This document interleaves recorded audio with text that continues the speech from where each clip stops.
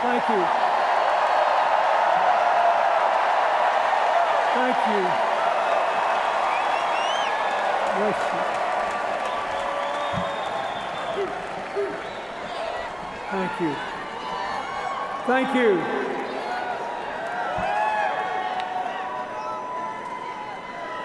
In the spring of 1971, I met a girl.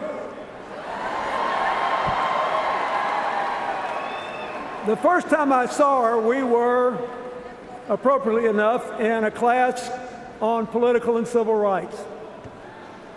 She had thick blonde hair, big glasses, wore no makeup.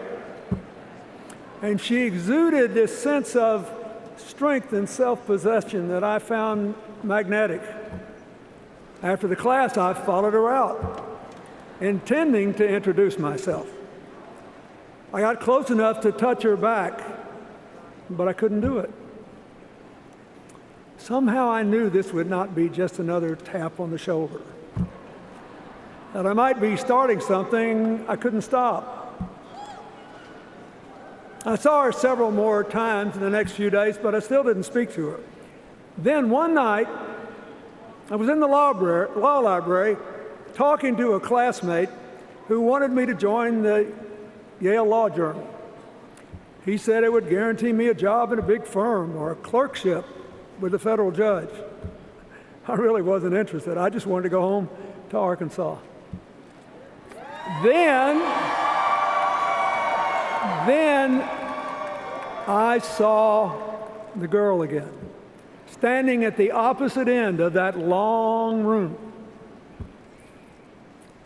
Finally, she was staring back at me. So I watched her. She closed her book, put it down, and started walking toward me. She walked the whole length of the library, came up to me and said, "Look, if you're going to keep staring at me," and now I'm staring back, "we at least ought to know each other's name. I'm Hillary Rodham. Who are you?" I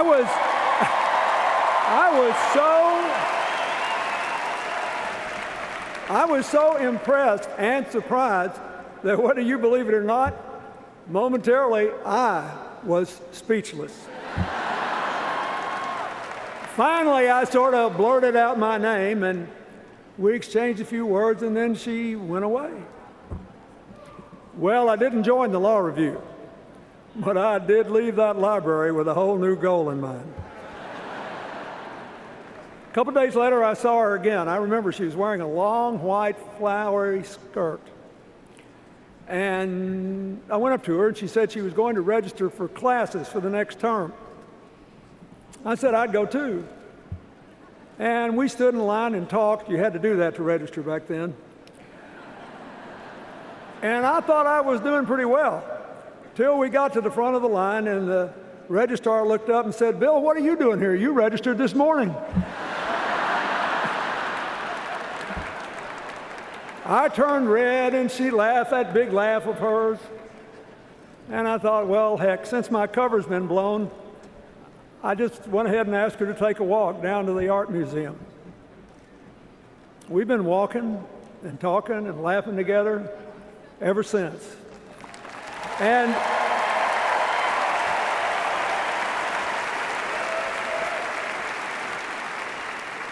we've done it in good times and bad, through joy and heartbreak. We cried together this morning on the news that our good friend, and a lot of your good friend, Mark Weiner, passed away early this morning. We built up a lifetime of memories. After the first month and that first walk, I actually drove her home to Park Ridge, Illinois, to meet her family and see the town where she grew up, a perfect example of post-World War II middle-class America. Street after street of nice houses, great schools, good parks, a big public swimming pool, and almost all white. I really liked her family. her crusty conservative father, her rambunctious brothers, all extolling the virtues of rooting for the Bears and the Cubs. And for the people from Illinois here, they even told me what waiting for next year meant. Could be next year, guys. Now, her mother was different. She was more liberal than the boys. And she had a childhood that made mine look like a piece of cake. She was easy to underestimate with her soft manner, and she reminded me all over again of the truth of that old saying, you should never judge a book by its covers. Knowing her was one of the greatest gifts Hillary ever gave me.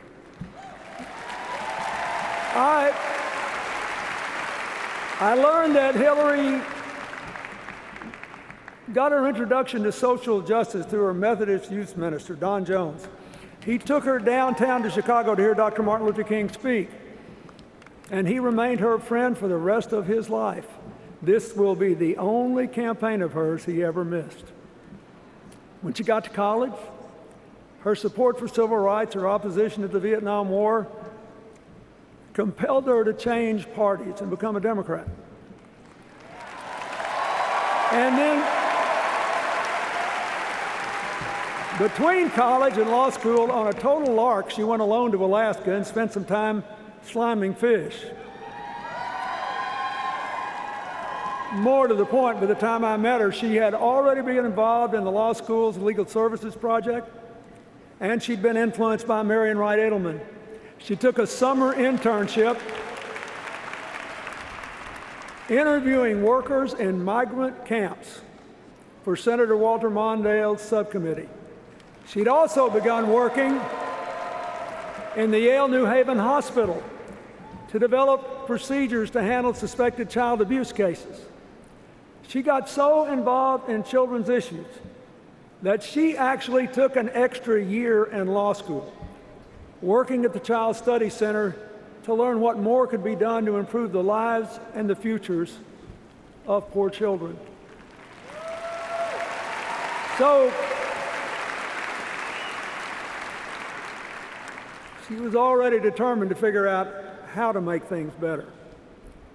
Hillary opened my eyes to a whole new world of public service by private citizens. In the summer of 1972, she went to Dothan, Alabama, to visit one of those segregated academies that then enrolled over 500,000 white kids in the South. The only way the economics worked is that they claimed federal tax exemptions to which they were not legally entitled. She got sent to prove they weren't. So she sauntered into one of these academies all by herself, pretending to be a housewife that had just moved to town and needed to find a school for her son. And they exchanged pleasantries, and finally she said, look, let's just get to the bottom line here. If I enroll my son in this school, will he be in a segregated school, yes or no? And the guy said, absolutely. She had him. I've seen it 1,000 times since. And she went back, and her encounter was part of a report that gave Marian Wright Edelman the ammunition she needed to keep working to force the Nixon administration to take those tax exemptions away and give our kids access to an equal education.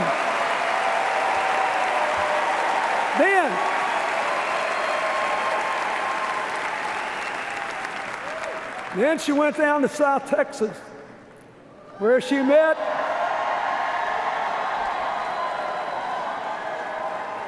one of the nicest fellows I ever met, the wonderful union leader Franklin Garcia, and he helped her register Mexican-American voters. I think some of them are still around to vote for her in 2016. And then, in our last year in law school, Hillary kept up this work. She went to South Carolina to see why so many young African-American boys, I mean young teenagers, were being jailed for years with adults in men's prisons. And she filed a report on that, which led to some changes too. always making things better. Now, meanwhile, let's get back to business. I was trying to convince her to marry me. I first proposed to her on a trip to Great Britain, the first time she'd ever been overseas, and we were on the shoreline of this wonderful little lake, Lake Innerdale. I asked her to marry me, and she said, I can't do it. So in 1974, I went home to teach in the law school, and Hillary moved to Massachusetts to keep working on children's issues. This time, trying to figure out why so many kids counted in the census weren't enrolled in school. She found one of them sitting alone on her porch in a wheelchair. Once more, she filed a report about these kids, and that helped influence ultimately the Congress to adopt the proposition that children with disabilities, physical or otherwise, should have equal access to public education.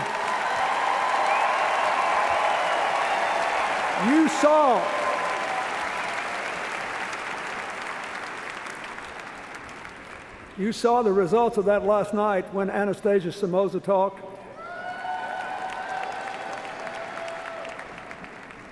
She never made fun of people with disabilities. She tried to empower them based on their abilities.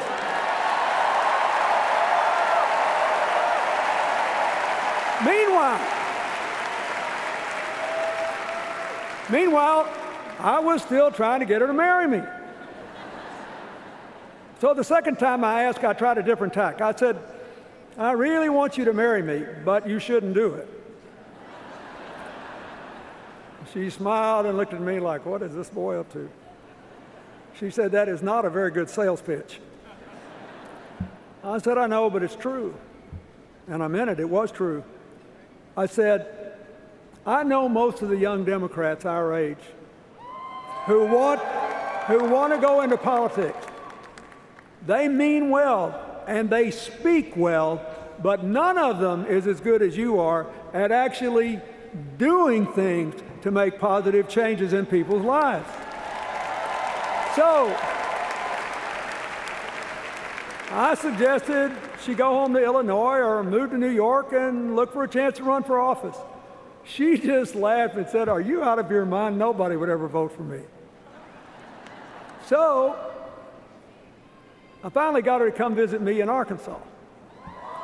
And when she did, the people at the law school were so impressed, they offered her a teaching position. And she decided to take a huge chance.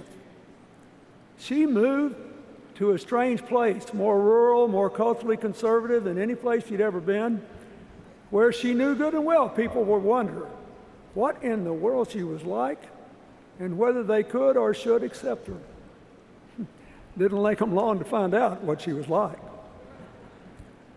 She loved her teaching, and she got frustrated when one of her students said, well, what do you expect? I'm just from Arkansas. She said, don't tell me that. You're as smart as anybody. You just got to believe in yourself and work for it and set high goals. She believed that anybody could make it. She also started the first legal aid clinic in Northwest Arkansas, providing legal aid services to poor people who couldn't pay for them. One day, I was driving her to the airport to fly back to Chicago when we passed this little brick house that had a for sale sign on it. And she said, boy, that's a pretty house. It had 1,100 square feet, an attic fan and no air conditioner in hot Arkansas, and a screened-in porch. Hillary commented on what a uniquely designed and beautiful house it was. So I took a big chance. I bought the house. My mortgage was $175 a month. When she came back, I picked her up and I said, you remember that house you liked? She said, yeah. I said, while you were gone, I bought it. You have to marry me now. The third time was the charm.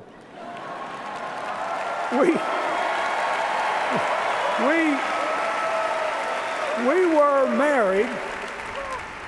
We were married in that little house on October the 11th, 1975. I married my best friend. I was still in awe after more than 4 years of being around her at how smart and strong and loving and caring she was. And I really hoped that her choosing me and rejecting my advice to pursue her own career was a decision she would never regret. A little over a year later, we moved to Little Rock when I became Attorney General, and she joined the oldest law firm west of the Mississippi. Soon after, she started a group called the Arkansas Advocates for Families and Children. It's a group, as you can hear, is still active today. In 1979, just after I became governor, I asked Hillary to chair a rural health committee to help expand health care to isolated farm and mountain areas.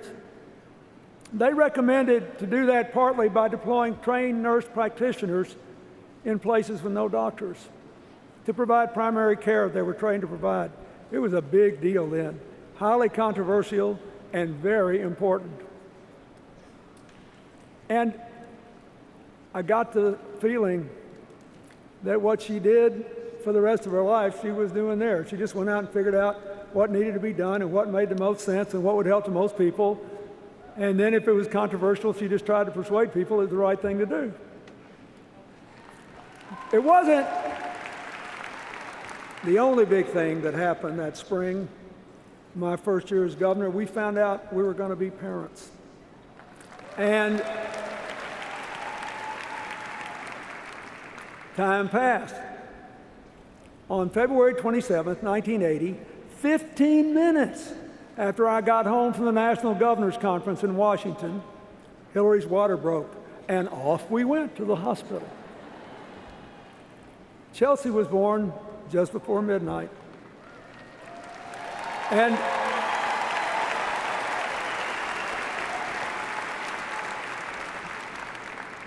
it was the greatest moment of my life. The miracle of a new beginning. The whole filled for me because my own father died before I was born. And the absolute conviction that my daughter had the best mother in the whole world.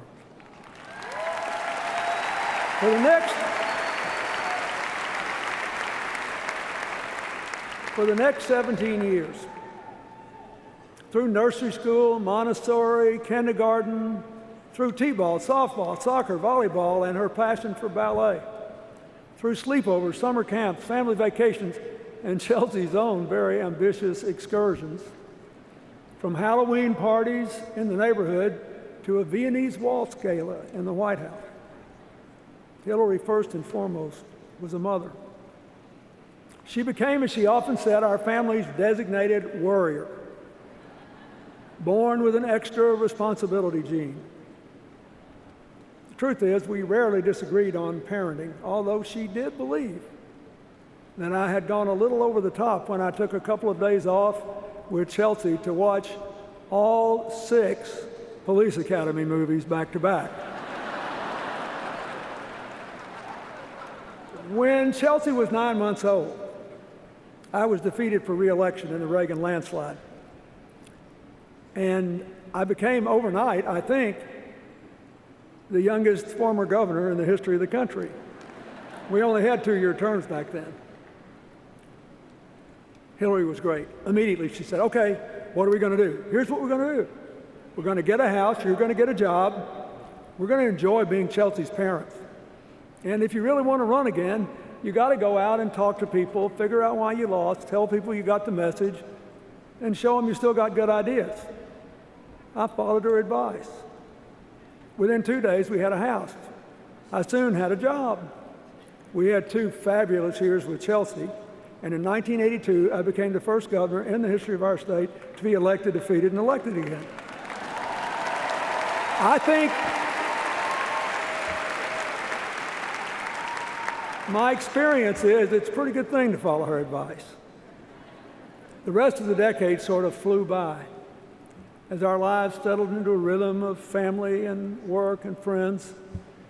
In 1983, Hillary chaired a committee to recommend new education standards for us as a part of, or in the response to a court order to equalize school funding, and a report by a national expert that said our woefully underfunded schools were the worst in America.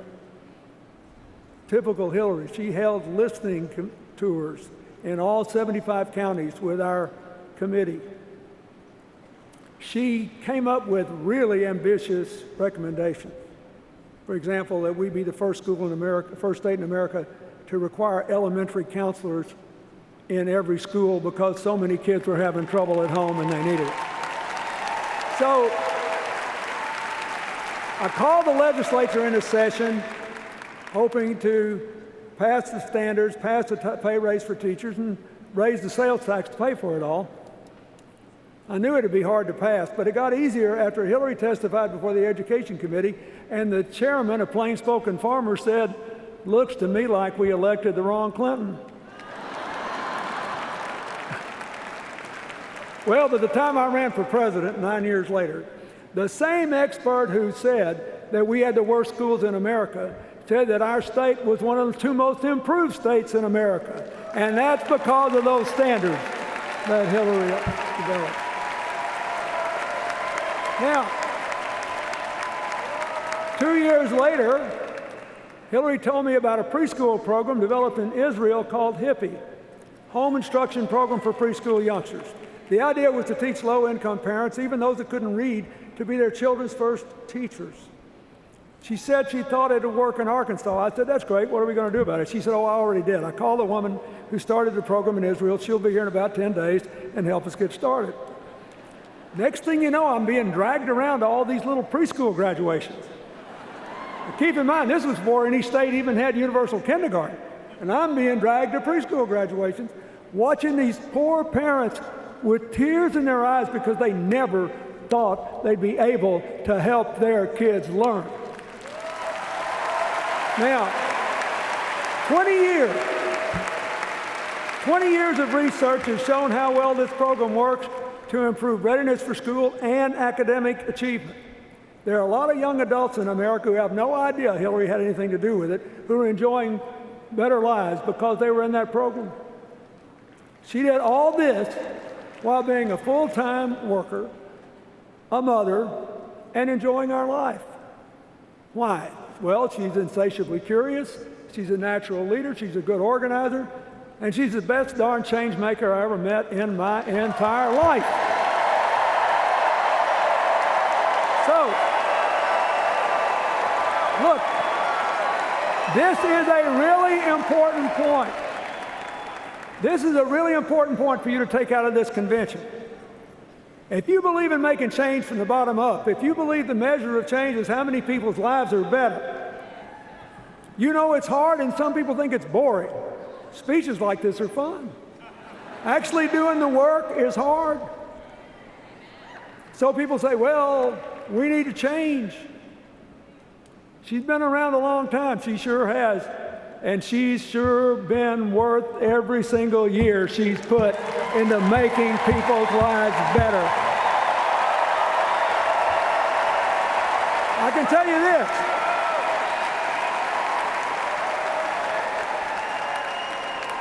If you were sitting where I'm sitting, and you heard what I have heard at every dinner conversation, every lunch conversation, on every long walk, you would say, this woman has never been satisfied with the status quo in anything. She always wants to move the ball forward. That is just who she is. When I became president, with a commitment to reform health care, Hillary was a natural to head the health care task force. You all know we failed because we couldn't break a Senate filibuster. Hillary immediately went to work on solving the problems the bill sought to address one by one. The most important goal was to get more children with health insurance.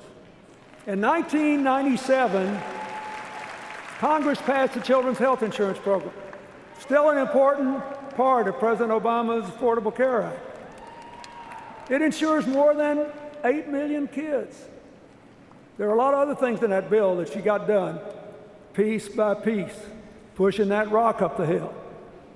In 1997, she also teamed with the House Minority Leader, Tom DeLay, who maybe disliked me more than any of Newt Gingrich's crowd.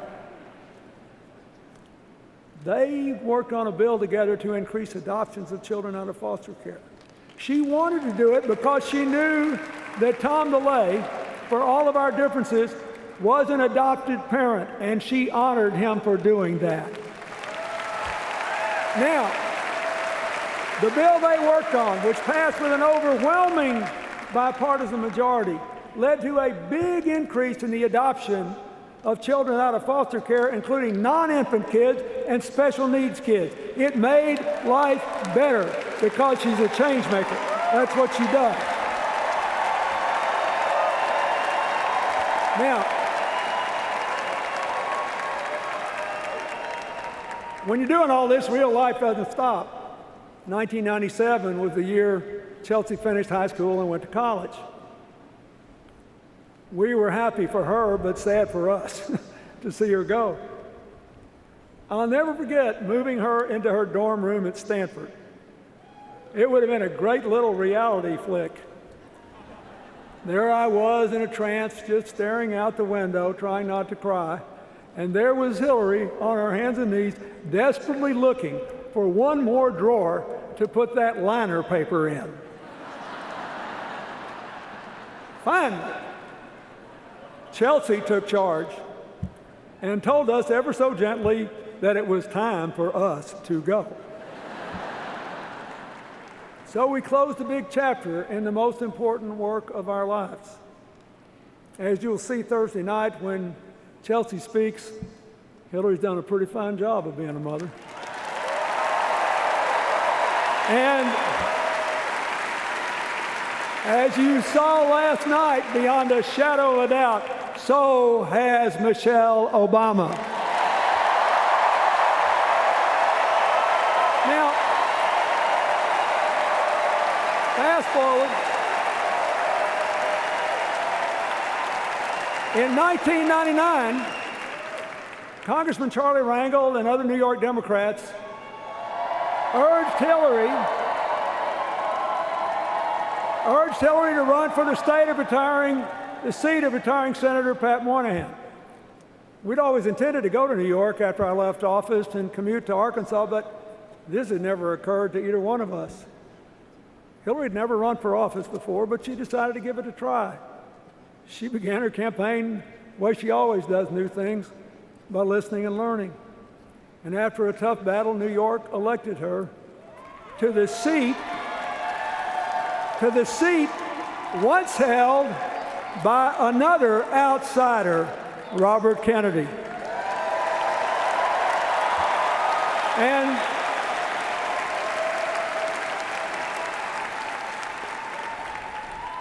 she didn't let him down. Her early years were dominated by 9/11. By working to fund the recovery, then monitoring the health of and providing compensation to victims and first and second responders. She and Senator Schumer were tireless, and so were our House members. In 2003, partly spurred on by what we were going through, she became the first senator in the history of New York ever to serve on the Armed Services Committee. So she tried to make sure people on the battlefield had proper equipment. She tried to expand, and did expand, health care coverage to reservists and members of the National Guard. She got longer family leave working with Senator Dodd for people caring for wounded service members. And she worked for more extensive care for people with traumatic brain injury. She also served on a special Pentagon commission to propose changes necessary to meet our new security challenges. Newt Gingrich is on that commission. He told me what a good job she'd done. I say that because nobody who has seriously dealt with the men and women in today's military believes they are a disaster. They are a national treasure of all races, all religions, all walks of life. Now, meanwhile, she compiled a really solid record, totally progressive on economic and social issues. She voted for and against some proposed trade deals. She became the de facto economic development officer for the area of New York outside the ambit of New York City. She worked for farmers, for winemakers, for small businesses and manufacturers, for upstate cities and rural areas who needed more ideas and more new investment to create good jobs, something we have to do again in small town and rural America, in neighborhoods that have been left behind in our cities, in Indian country, and yes, in coal country. When she lost a hard-fought contest to President Obama in 2008, she worked for his election hard, but she hesitated to say yes when he asked her to join his cabinet because she so loved being a senator from New York. So, like me in a different context, he had to keep asking. But as we all saw and heard from Madeleine Albright, it was worth the effort and worth the wait. As Secretary of State, she worked hard to get strong sanctions against Iran's nuclear program, and in what the Wall Street Journal, no less, called a half-court shot at the buzzer, she got Russia and China to support them. Her team negotiated the New START treaty with Russia to reduce nuclear weapons and reestablish inspections, and she got enough Republican support to get 2/3 of the Senate the vote necessary to ratify the treaty. She flew all night long from Cambodia to the Middle East to get a ceasefire that would avoid a full-out shooting war between between Hamas and Israel in Gaza, to protect the peace of the region. She backed President Obama's decision to go after Osama bin Laden. She launched a team. This is really important today. She launched a team to fight back against terrorists online and built a new global counterterrorism effort. We've got to win this battle in the mind field. She put climate change at the center of our foreign policy. She negotiated the first agreement ever, where China and India officially committed to reduce their emissions. And as she had been doing since she went to Beijing in 1995 and said women's rights are human rights and human rights are women's rights, she worked to empower women and girls around the world and to make the same exact declaration on behalf of the LGBT community in America and around the world.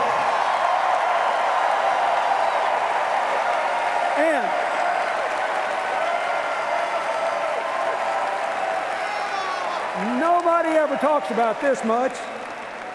Nobody ever talks about this much, but it's important to me. She tripled the number of people with AIDS in poor countries whose lives are being saved with your tax dollars, most of them in Africa, going from 1.7 million lives to 5.1 million lives, and it didn't cost you any more money. She just bought available, FDA-approved generic drugs, something we need to do for the American people more.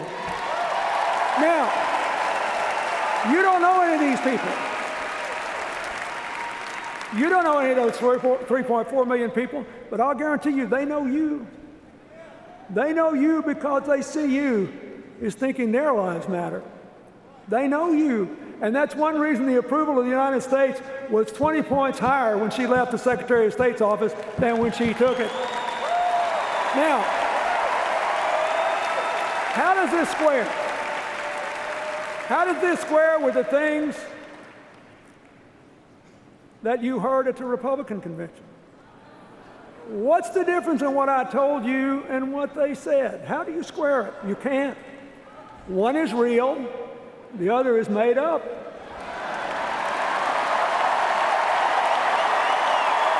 And you just have to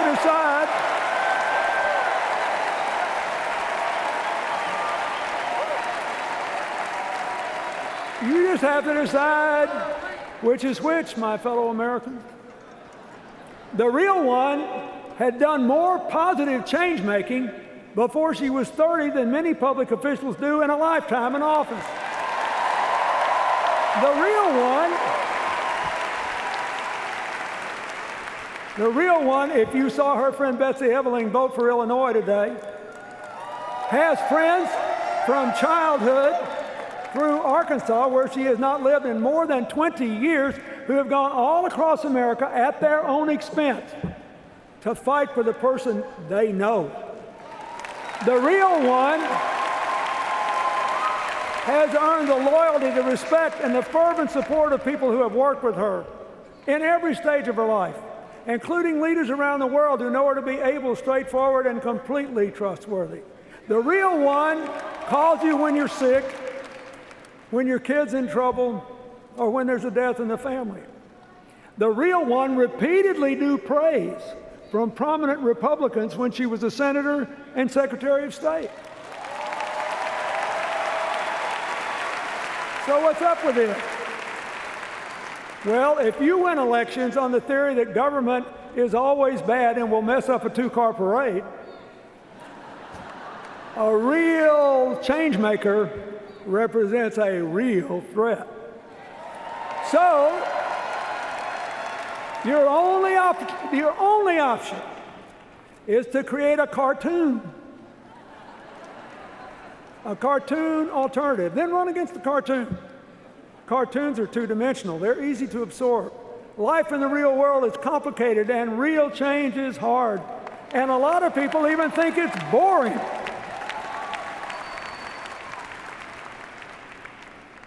Good for you, because earlier today, you nominated the real one.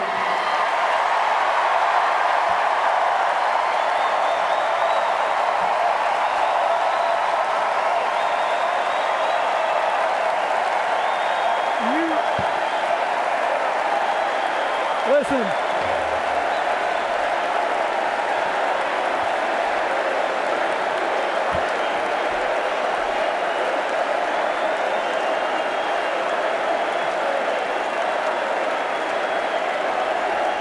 We got to get back on schedule. You guys calm down. Look, I have lived a long, full, blessed life. It really took off when I met and fell in love with that girl in the spring of 1971. When I was president, I worked hard to give you more peace and shared prosperity, to give you an America where nobody is invisible or counted out. But for this time, Hillary is uniquely qualified to seize the opportunities and reduce the risk we face. And she is still the best darn change maker I have ever known.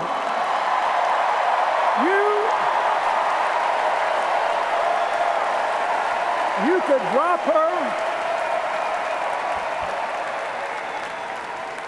You could drop her into any trouble spot. Pick one. Come back in a month, and somehow, some way, she will have made it better. That is just who she is. There are clear, achievable, affordable responses to our challenges. But we won't get to them if America makes the wrong choice in this election. That's why you should elect her. And you should elect her because she'll never quit when the going gets tough. She'll never quit on you. She sent me in this primary to West Virginia, where she knew we were going to lose, to look those coal miners in the eye and say, I'm down here because Hillary sent me to tell you that if you really think you can get the economy back you had 50 years ago, have at it, go wherever you want to. But if she wins, she is coming back for you to take you along on the ride to America's future. And so I say to you,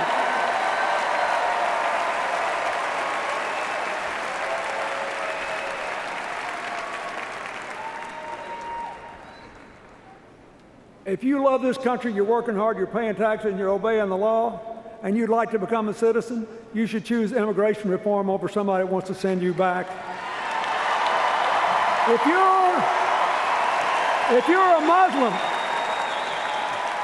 you're a Muslim and you love America and freedom and you hate terror, stay here and help us win and make the future together. We want you.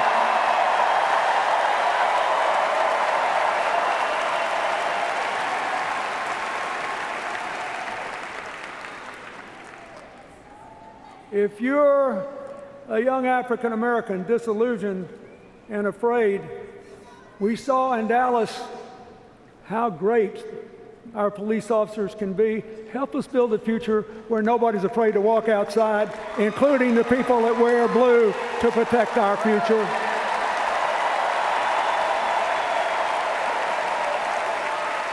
Hillary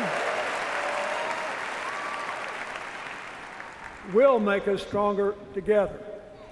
You know it because she spent a lifetime doing it. I hope you'll do it. I hope you'll elect her. Those of us who have more yesterdays than tomorrows tend to care more about our children and grandchildren. The reason you should elect her is that in the greatest country on earth, we have always been about tomorrow. Your children and grandchildren will bless you forever if you do. God bless you. Thank you.